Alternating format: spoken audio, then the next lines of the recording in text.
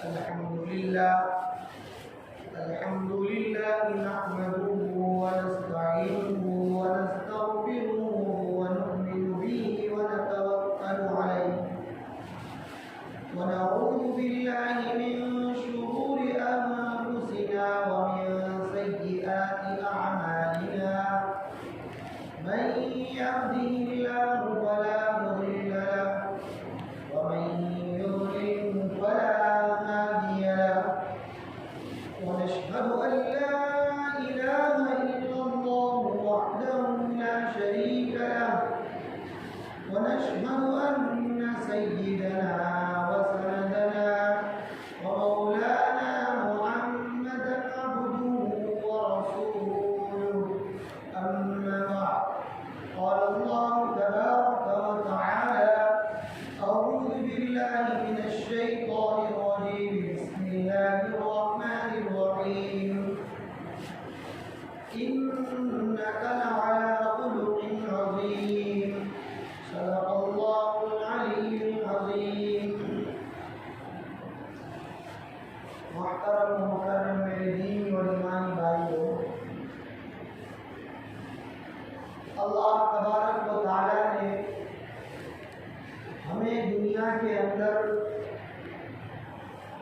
دو کام کو لے کر بھیجا ہے۔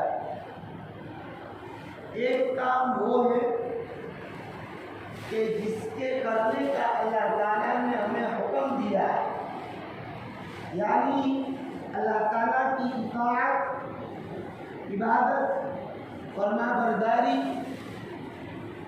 اس کا اللہ تعالیٰ نے ہمیں حکم دیا ہے کرنے کا۔ اور دوسرا کام ہے کہ جس کا اللہ تعالیٰ نے نہ کرنے کا ہمیں حکم دیا ہے، جس اللہ تعالیٰ نے ہمیں منع فرمایا ہے۔ معصیت، عصیان، گناہ، نافرمانی، بغاوت، یہ دو کام لے کر اللہ تعالیٰ نے ہمیں بھیجا ہے۔ عزیز دوستو، معصیت اور گناہ کے اندر سب سے بڑے گناہ جو آتے ہیں، سب سے بڑے گناہ جس کو اللہ تعالیٰ نے قرآن مجید میں بھی ارشاد فرمایا ہے کہ جس کو اللہ تعالیٰ ہرگز معاف نہیں فرماتا ہے۔ ان اللہ لا یغفر ان یشرک بہ ویغفر ما دون ذلک لمن یشاء۔ کفر اور شرک یہ اتنا بڑا گناہ ہے کہ اللہ تعالیٰ اس گناہ کو بغیر توبہ کے ہرگز معاف نہیں فرماتا ہے۔ اور کفر اور شرک سے نیچے کے جو گناہ ہے، وَيَغْفِرُ دُونَ ذَلِكَ لِمَن يَشَاءُ، زنا ہے، ڈکیتی ہے، چوری ہے، لوٹمار ہے، اس کے علاوہ جتنے اور گناہ ہیں، اس گناہ کو اللہ تبارک و تعالیٰ اگر چاہے تو بغیر توبہ کے بھی معاف کر سکتا ہے۔ ہاں، علماء کرام نے ان کی شرط لگائی ہے کہ توبہ شرط ہے، ضروری ہے کبیرہ گناہ کے اندر بھی، لیکن اگر اللہ چاہے تو کفر اور شرک کے علاوہ ان گناہوں کو بھی اگر وہ چاہے تو معاف کر سکتا ہے۔ عزیز دوستو،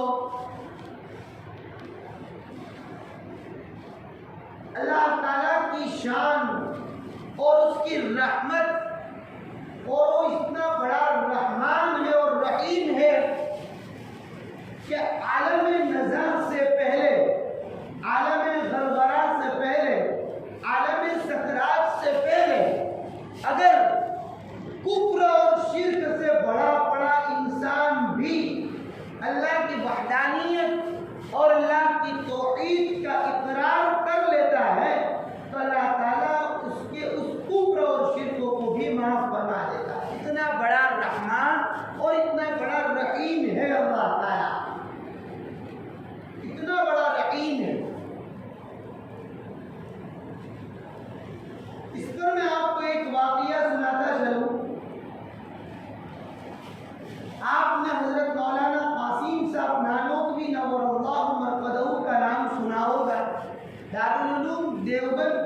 بنیاد رکھنے والے بہت بڑے عالم تھے، ان کے حالات میں لکھا ہے کہ ان کے پڑوس کے اندر ایک بنیا رہتا تھا، ایک دکاندار رہتا تھا۔ حضرت نانوتوی نور اللہ مرقدہ جب بھی قرآن پڑھتے تھے تو وہ بنیا اس قرآن کو سنتا تھا اور سننے پر یہ کہتا تھا کہ قرآن نے سچ کہا ہے، قرآن صحیح کہتا ہے، قاسم کا یہ قرآن سچ کہتا ہے، بس یہ الفاظ بولتا تھا۔ لمبے زمانے کے بعد اس کا انتقال ہو گیا۔ حضرت مولانا قاسم صاحب نانوتوی نور اللہ مرقدہ کے حالات میں لکھا ہے کہ انہوں نے ایک مرتبہ خواب دیکھا۔ اس خواب میں دیکھتے ہیں کہ ان کا وہ پڑوسی جو ان کو حالات حیات کے اندر، زندگی کے اندر دیکھتے تھے کہ وہ تو بغیر ایمان والا تھا، بغیر ایمان کے تھا، اب خواب میں دیکھ رہے ہیں کہ وہ جنت کے اندر ٹہل رہا ہے۔ حضرت نانوتوی نے خواب میں پوچھا کہ لالا جی یہ کیا معاملہ ہے؟ یوپی کی زبان کے اندر بڑے شخص کو، بڑے آدمی کو لالا جی کہا کرتے تھے۔ حضرت نانوتوی نے کہا کہ بھئی یہ کیا معاملہ ہے؟ آپ تو دنیا میں اس حالت پر تھے اور میں دیکھ رہا ہوں کہ آپ جنت میں ٹہل رہے ہیں۔ لالا جی نے کہا اور اس بنی نے کہا کہ قاسم، جب بھی تم قرآن کو پڑھتے تھے تو میں اس قرآن کو سنتا تھا اور سننے پر یہ کہتا تھا کہ قاسم کی اس قرآن نے سچ کہا ہے۔ اب جب میری موت کا وقت آیا، میری موت کے ایک دن پہلے میرے دل میں یہ خیال آیا اور میرے دل میں خیال آنے کے بعد اللہ کی توفیق سے میں یہ بول پڑا کہ قاسم بھی سچا ہے اور قاسم کا اللہ اور اس کا رب بھی سچا ہے اور اس کا قرآن بھی سچا ہے۔ یہ میں بولتا رہا۔ دوسرے دن میرا انتقال ہو گیا، میری وفات ہو گئی۔ جب اللہ کے سامنے حاضری ہوئی، اللہ تعالیٰ نے کہا کہ تو ایمان لے کر آیا ہے، اس ایمان کے بدلے میں تیرے پچھلے گناہوں کو میں معاف کرتا ہوں اور تجھے بخشتا ہوں اور جنت عطا کرتا ہوں۔ اس واقعے کو سنانے سے مقصد یہ ہے عزیز دوستو کہ اس انسان کی پچھلی زندگی کفر اور شرک سے بھری پڑی تھی، لیکن عالم نزا اور غرغرہ اور سکرات سے پہلے نہ تو اس نے عربی زبان میں کلمہ پڑھا ہے، نہ تو اس نے عربی زبان میں ایمان لے آیا، بلکہ یہ الفاظ بولے ہیں کہ قاسم تو بھی سچا ہے اور تیرا اللہ بھی سچا ہے اور تیرا یہ قرآن بھی سچا ہے۔ یعنی اس جملے کے اندر اس نے اللہ تعالیٰ کی وحدانیت اور اللہ کے رسول کی رسالت کا اقرار کر لیا۔ اس سے پتہ چلتا ہے کہ کوئی ضروری نہیں ہے ایمان عالم غرغرہ اور عالم سکرات سے پہلے کلمہ توحید کا پڑھنا، بلکہ اللہ تعالیٰ ہی نے ہر زبان اور ہر بھاشا کو پیدا کیا اور بنایا ہے۔ جس زبان میں تم اللہ کی وحدانیت بیان کر سکتے ہو کر دو، جس زبان کے اندر تم اللہ کی رسالت کو بول سکتے ہو بول دو، اس پر بھی تمہارا ایمان ہے اور اس کو بھی ایمان سمجھا جائے گا اور اس پر بھی تمہارے پچھلی زندگی کے سارے گناہوں کو بخش دیا جائے گا۔ عزیز دوستو، ہمارے پاس جو ہمیں ایمان ملا ہے، آج اس ایمان کی ہمیں قدر و قیمت نہیں ہے، اس ایمان کی طاقت کا اندازہ نہیں ہے، اس ایمان کے جو لذت اور اس کا مزہ جو ہونا چاہیے آج ہمارے اندر نہیں ہے۔ یہ تو صحابہ کرام رضی اللہ تعالیٰ عنہم کے واقعات کو پڑھے پتہ چلے گا کہ ایمان کی طاقت کیا ہے، ایمان کی حقیقت کیا ہے، ایمان کی قوت کیا ہے۔ حضرت حکیم رضی اللہ تعالیٰ عنہ کے واقعہ، ان کا واقعہ کتابوں کے اندر لکھا ہے کہ زمانے جاہلیت کے اندر ایمان لانے سے پہلے وہ کھیل کے کام کرتے تھے، نیکیوں کے کام کرتے تھے کفر کی حالت میں بھی، لیکن جب نبی کریم صلی اللہ علیہ وسلم کے ہاتھ پر ایمان لائے تو نبی کریم صلی اللہ علیہ وسلم سے سوال کیا اور ایک بات پوچھی کہ یا رسول اللہ کیا ایمان اور اسلام قبول کرنے کے بعد کفر کی حالت کے اندر جو میں نے نیک اور بھلائی کے اور اچھے کام کیے تھے ایمان لانے کے بعد وہ باقی رہیں گے اور اس کا ثواب ملے گا یا نہیں، یا پھر وہ بیکار جائیں گے؟ اس بارے کے اندر علماء کا الگ الگ اختلاف ہے، لیکن نبی کریم صلی اللہ علیہ وسلم کے الفاظ یہ ہیں کہ اسلام قبول کرنے کے بعد ایمان لانے کے بعد تمہارے پچھلے سارے گناہ معاف ہو جاتے ہیں اور پچھلی زندگی کے جو نیک کام تم نے حالت کفر میں بھی کیے ہیں وہ بھی باقی رہتے ہیں اور اس کا ثواب تمہیں یقیناً اللہ تعالیٰ عطا کرے گا۔ یہ ہے ایمان لانے کے بعد ایمان کی قوت کہ تمہارے کفر کے اعمال کا بدلہ بھی، کفر کے اندر نیک اعمال کرنے کا بدلہ بھی اللہ تعالیٰ تمہیں ایمان لانے کے بعد عطا فرمائے گا۔ یہ ہے ایمان کی قوت۔ حضرت ابو ذر غفاری رضی اللہ تعالیٰ عنہ ایک بہت بڑے صحابی رضی اللہ تعالیٰ عنہ ہوئے، ان کے حالات آپ پڑھیں گے، آپ ان کے حالات پڑھیں گے، ایک صحابی کی بات کر رہا ہوں، ان کے حالات تو صرف پڑھو گے تو تمہیں خدا پاک کی قسم دنیا سے محبت ختم ہو جائے۔ ایسے دنیا سے یہ نفرت کر رہے تھے اور دنیا کی ذرہ برابر بھی محبت ان کے دل کے اندر نہیں تھی۔ یہ ایک صحابی جو میں نام لے رہا ہوں حضرت ابو ذر غفاری، سب سے ہٹ کر چل رہے تھے اور ان کا مسلک بالکل سب صحابہ سے الگ تھا۔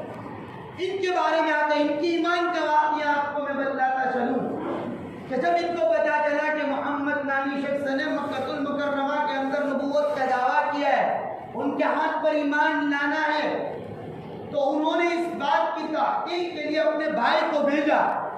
ان کے بھائی تحقیق کر کے آئے، پتا چلا کہ ہاں بھائی ہے ایک محمد نامی شخص جو نبوت کا دعویٰ کر رہے ہیں، لوگ ان کے ہاتھ پر ایمان لا رہے ہیں۔ ان کے بھائی کے بات پر بھی ان کو اطمینان نہیں ہوا۔ حضرت ابو ذر غفاری خود مکہ المکرمہ تشریف لے گئے۔ اب مکہ المکرمہ نہ جان ہے نہ پہچان ہے، کپریلی زمین ہے اور اس وقت گرم، بہت زیادہ گرمیلا زمانہ تھا، گرم مزاج تھا اور تپتیلی زمین اور دھوپ کے اندر وہ تنہے تنہا ہے اور وہاں پر نہ کوئی جان پہچان، صرف ڈھونڈ رہے ہیں تو محمد کو ڈھونڈ رہے ہیں کہ کون محمد ہے۔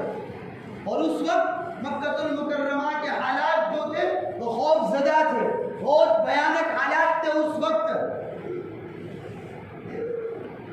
حضرت ابو ذر غفاری رضی اللہ تعالیٰ عنہ کعبے اور مطاف اور کعبہ کے جو مطاف ہے وہاں پر جا کر بیٹھ گئے۔ آج کا جو مطاف اور آج کے کعبے کی جو صحن ہے وہ ہمارے ذہن میں، لیکن اس وقت کی جو کعبے کا صحن اور مطاف جو تھا وہ تپتیلی کھلی زمین اور کنکریوں بچھائی ہوئی زمین اور ریتیلی زمین تھی۔ اس زمین پر حضرت ابو ذر غفاری بیٹھے ہوئے ہیں اور ڈھونڈ رہے ہیں کہ محمد کون ہے۔ حضرت علی رضی اللہ تعالیٰ عنہ کی نظر پڑی کہ دیکھا کہ یہ کوئی پردیش سے آیا ہوا شخص ہے، تو حضرت علی رضی اللہ تعالیٰ عنہ بغیر پوچھے جان پہچان کیے ان کو اپنے گھر تشریف لے گئے اور 3 دن تک حضرت علی رضی اللہ تعالیٰ عنہ نے بغیر پوچھے بغیر جان پہچان کرائے ان کو 3 دن تک اپنے گھر رکھا اور کھانا پینا کھلایا۔ 3 دن کے بعد حضرت علی رضی اللہ تعالیٰ عنہ نے پوچھا کہ بھائی تم کون شخص ہو، کس مقصد سے آئے ہو اور یہاں آنے کا کیا مقصد ہے، کہیں جاسوس تو نہیں ہے؟ اس لیے کہ اس وقت بہت زیادہ ڈراؤنے حالات تھے، بہت خوفزدہ حالات تھے مکہ المکرمہ کے اندر۔ حضرت ابو ذر غفاری رضی اللہ تعالیٰ عنہ نے کہا کہ اگر تم میری بات کو راز رکھو گے تو میں بتاتا ہوں، میری بات کو راز رکھو گے تو میں بتاتا ہوں۔ حضرت علی نے کہا کہ ہاں اس بات کو راز رکھیں گے۔ کہا کہ میں یہاں محمد کو جو نبوت کا دعویٰ کر رہے ہیں اس کو تلاش کرنے اور اس کو دیکھنے اور ان کے ہاتھ پر ایمان لانے آیا ہوں۔ حضرت علی رضی اللہ تعالیٰ عنہ نے کہا تب تو کوئی بات نہیں، ٹھیک ہے، میں تمہیں اس کا ٹھکانہ بتلاؤں گا کہ وہ کہاں پر ہے۔ حضرت نبی کریم صلی اللہ علیہ وسلم دار ارقم نامی جو جگہ ہے وہاں پر آپ تشریف فرماتے اور وہاں پر آپ اور آپ کے صحابہ کرام رضوان اللہ تعالیٰ علیہم اجمعین حضرت علی رضی اللہ تعالیٰ عنہ نے دشمن کے خوف اور دشمن کے خطرے کی وجہ سے یہ کہا کہ تم میرے پیچھے پیچھے چلے آنا، جس گھر کے اندر میں داخل ہو جاؤں تم وہاں آ جانا، اگر مجھے راستے میں کسی دشمنوں کا جمگٹا نظر آئے گا، دشمنوں کا ٹوڑا مجھے دکھے گا، تو میں ہاتھ کے اشارے سے بیٹھ جاؤں گا اور میں بیٹھ جاؤں گا، تم رکنا مت، تم چلتے رہنا تاکہ دشمنوں کو پتہ نہ چلے کہ تم میرے پیچھے آ رہے ہو۔ حضرت ابو ذر غفاری بالآخر اس دار ارقم کے اندر حضرت علی کے ساتھ داخل ہوئے، داخل ہوتے اور بیٹھتے ہی دیکھا نبی کریم صلی اللہ علیہ وسلم کا چہرہ انور کو دیکھتے ہی کہا کہ یہ چہرہ کبھی بھی جھوٹا نہیں ہو سکتا، یہ چہرہ کبھی بھی جھوٹا نہیں ہو سکتا۔ فوراً آپ صلی اللہ علیہ وسلم کے ہاتھ پر ایمان لے آئے۔ اب ایمان لانے کے بعد ایمان کی حقیقت، ایمان کی طاقت، ایمان کی قوت اور ایمان کی لذت مزہ کو میں آپ کو بیان کر رہا ہوں۔ ہمیں بغیر مانگے ایمان ملا ہے، اس کی جو ہمیں قدر و قیمت نہیں ہے، اس ایمان کی حقیقت ہمیں نہیں پتا۔ میں صحابہ کے واقعات سنا کر آپ کو ایمان کی حقیقت سے جگا رہا۔ وہ ایمان لائے، حضور نے کہا کہ تم ایمان لے آئے ہو، اب تم اپنے قبیلے چلے جاؤ، یہاں کسی کے سامنے ایمان کا اظہار مت کرنا، یہاں حالات بہت بھیانک ہیں، خطرناک ہے، خوف زدہ ہے۔ وہ ایمان لانے کے بعد رہ نہیں سکے، اور ایمان کی اسپش اور ایمان کی طاقت اتنی تھی کہ وہ کعبۃ اللہ کے پاس جا کر بلند آواز سے کلمہ طیبہ اور کلمہ شہادت کو گونج گونج کر بولنے لگے۔ کیا ہوا نتیجہ؟ حالات خراب تھے، دشمن ٹوٹ پڑے، اتنے آپ رضی اللہ تعالیٰ عنہ کو مارا کہ آپ لہو لہان ہو گئے۔ دوسرے دن بھی آپ نے اسی کعبۃ اللہ کے پاس جا کر ایمان کی صدائیں اور کلمے کی آواز کو بلند کیا۔ دوسرے دن پر آپ پر دشمنوں نے وہی حملہ کیا۔ حضرت عباس رضی اللہ تعالیٰ عنہ جو آپ صلی اللہ علیہ وسلم کے چچا تھے، دیکھا کہ یہ تو غفار قبیلے سے ہے، ان لوگوں جو مار رہے تھے ان سے کہا کہ بھائی تمہیں شام کا سفر کرنا ہے، ملک شام کو تمہیں تجارت کے لیے جانا ہے، راستے میں یہ غفار قبیلہ پڑتا ہے، تم اگر اس کو مارو گے تو تمہارے تجارت کا راستہ بند ہو جائے گا۔ پھر انہوں نے مارنا بند کیا۔ یہ تھی ایمان کی قوت۔ اور ایمان لانے کے بعد وہاں پر ایمان کا اظہار اور کلمے کو بلند کرنے کے لیے تیار ہو گئے۔ یہ ایمان کا مزہ۔ آپ ایمان کی حقیقت سیدنا بلال رضی اللہ تعالیٰ عنہ سے پوچھیں، حضرت عمار رضی اللہ تعالیٰ عنہ سے پوچھیں، سیدنا ابو بکر صدیق رضی اللہ تعالیٰ عنہ سے پوچھیں کہ آپ کو ایمان لانے کی وجہ سے، ایمان کی دعوت اور ایمان کا اظہار کرنے کی وجہ سے حضرت ابو بکر رضی اللہ تعالیٰ عنہ کو اتنا زخمی اور اتنا مارا کہ آپ رضی اللہ تعالیٰ عنہ بے ہوش ہو گئے۔ اب ایمان لائے تھے، اب ایمان اندر تھا، تو جب ہوش شام کو آیا تو سب سے پہلے اپنی ماں سے کہا کہ محمد کا چہرہ مجھے بتلاؤ کہ محمد کس حال میں ہے، جب تک محمد کو نہیں دیکھوں گا تب تک کھانا نہیں کھاؤں۔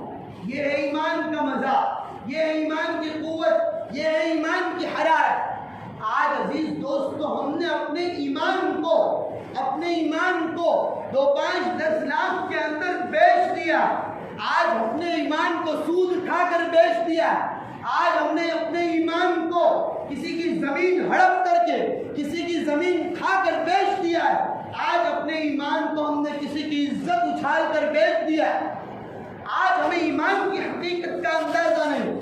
آج پھوٹی کوڑی اور 2-5 لاکھ 2-5 روپیوں کے اندر اپنی ایمان کا سودا کر بیٹھے ہیں۔ عزیز دوستو، ایمان کی حقیقت اور ایمان کی قیمت تو ان سے پوچھے کہ جو لوگ یہ کہہ رہے تھے کہ ہم ساری ملکت اور ساری جائیداد کو قربان کر سکتے ہیں لیکن ایمان کو قربان اور ایمان کا سودا نہیں کر سکتے۔ ایمان ہمارے اندر صرف نام کا ایمان باقی رہ گیا۔ لا الہ الا اللہ کہہ رہے ہیں، محمد الرسول اللہ کہہ رہے ہیں، لیکن اس کے تقاضے پر ہم نہیں آ رہے۔ لا الہ الا اللہ کہہ رہے ہیں، محمد الرسول اللہ کہہ رہے ہیں، اس طریقے کو چھوڑ لیں۔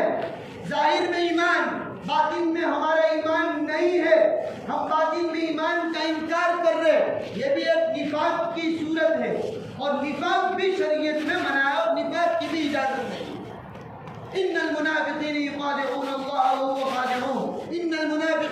الدرك الاسفل من النار. قرآن کی آیت منافقوں کے بارے میں وعید پڑھ لیجیے آپ.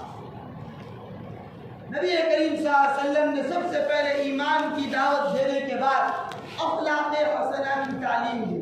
میں نے آپ حضرات کے سامنے خطبے کے اندر انک لعلی خلق عظیم، اس سے میری مراد اور میرا مقصد آپ حضرات کو یہ بتلانا ہے کہ ایمان لانے کے بعد سب سے پہلے حضور صلی اللہ تعالی علیہ وسلم کی تعلیم یہ تھی کہ اخلاق حسنہ کو اپناؤ، اخلاق حسنہ کو پھیلاؤ، اپنے اندر اخلاق حسنہ کو لاؤ.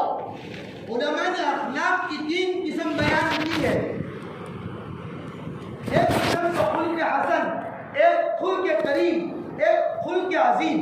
خلق حسن کہتے ہیں کہ کسی نے جتنا ہمارے ساتھ کیا کام اتنا اس کے ساتھ کر دینا، یہ خلق حسن ہے. کسی نے ایک تھپڑ ماری، اس کو ایک ہی تھپڑ مارنا، یہ خلق حسن ہے. کسی نے ہماری ایک ٹوپی کھینچی، اس کی ٹوپی کھینچ لینا، یہ خلق حسن ہے. نبی کریم صلی اللہ علیہ وسلم نے ترغیب دی ہے خلق کریم کی. کیا ہے خلق کریم؟ فمن عفا واصلح فاجرہ علی اللہ. اگر کسی نے ہمارے ساتھ اس طرح کا معاملہ کیا ہے، فمن عفا، معاف کر دو، درگزر کر دو، اس کا بدلہ تم اللہ کے پاس پاؤ. یہ ہے خلق کریم. اب تیسرے نمبر کا جو اخلاق کا طریقہ ہے وہ طریقہ ہے خلق عظیم. خلق عظیم، اس کی ایک چھوٹی سی مثال آپ حضرات کو دے دوں. نبی کریم صلی اللہ تعالی علیہ وسلم ایک غزوے کے اندر، غزوہ حنین غالباً تھا، اس کے اندر آپ صحابہ کے ساتھ موجود تھے. اب کسی وجہ سے صحابہ کے درمیان بھگدوڑ مچ گئی، بھاگنے لگے. اب جب بھاگنے لگتے ہیں ایک دوسرے تو پاس میں کون ہوتا ہے، کس کو کیا ہو رہا ہے اس کا اندازہ نہیں رہتا. ایک صحابی رضی اللہ تعالی عنہ کے جوتے بہت زیادہ بھاری بھرکم تھے، بہت زیادہ وزندار تھے، جس کی وجہ سے وہ بھاگنے کے اندر نبی کریم صلی اللہ تعالی علیہ وسلم کے پیر مبارک پر پڑ گیا، جس کی وجہ سے آپ صلی اللہ علیہ وسلم کو بہت زیادہ تکلیف ہوئی. اس تکلیف کی وجہ سے آپ کے ہاتھ میں ایک چھڑی تھی، یعنی ایک لکڑی تھی چھوٹی سی. آپ نے اس صحابی کو مارا اور عربی کے اندر یہ الفاظ بولے کہ بھائی تم نے مجھے بہت زیادہ تکلیف پہنچائی. اب یہ الفاظ اس صحابی کو سننا تھا کہ اب اس سے وہ رونے لگے، پوری رات روتے رہے کہ میری وجہ سے نبی کریم صلی اللہ علیہ وسلم کو تکلیف پہنچی، روتے رہے. پھر نبی کریم صلی اللہ تعالی علیہ وسلم نے ان کو بلایا اور کہا کہ بھائی اس صحابی رضی اللہ تعالیٰ عنہ کو بلاؤ. اب جب اعلان ہوا، بلایا گیا، تو وہ صحابی گھبرا گئے اور ڈر گئے کہ اب میرے بارے میں کوئی وعید آئی ہوگی، مجھے کوئی اور سزا سنائی جائے گی. چنانچہ نبی کریم صلی اللہ تعالیٰ علیہ وسلم کے پاس آئے. نبی کریم صلی اللہ تعالیٰ علیہ وسلم کے پاس جب آئے تو آپ نے سب سے پہلے اس صحابی رضی اللہ تعالیٰ عنہ سے الگ الگ الفاظ کے اندر معافی مانگی اور کہا کہ میں نے تمہیں چھری ماری ہے، اس پر تم مجھے معاف کر دو، مجھ پر رحم کرو، مجھ پر درگزر کا معاملہ. یہ ایک معاملہ کیا.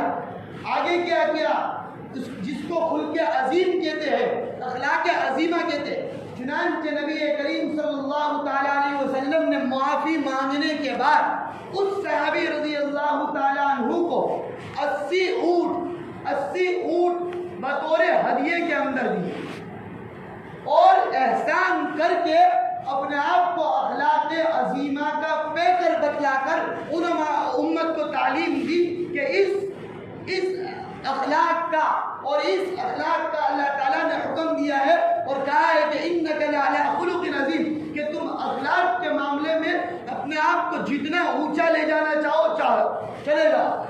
نماز کے معاملے میں بھی اللہ کے رسول صلی اللہ علیہ وسلم کو سورہ مدثر مزمل میں کیا کہا؟ نصفہ او انقص منہ قلیلا، پوری رات آپ نماز نہ پڑھے، آدھی اور آدھے سے بھی کم. اس کے علاوہ خرچ کرنے کے معاملے میں بھی حضور سے کہا کہ تم اتنا زیادہ خرچ مت کرو، اپنے گھر والوں کے لیے بھی چھوڑے رکھو.